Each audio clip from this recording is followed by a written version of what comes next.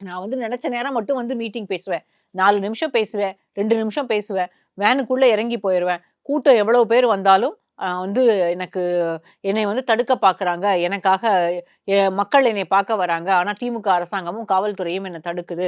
அப்டின்னு அதுக்கு பெரிய ஒரு கட்டுக்கதைய சொல்லிட்டு, நான் திரும்ப வேனுக்குள்ள போயிருவேன். திரும்ப பனையூர் ஒரு நாளாவது இந்த இத்தன வருஷம் நம்ம எல்லாருமே தமிழ்நாட்டு அரசியல பார்த்துருக்கோம்.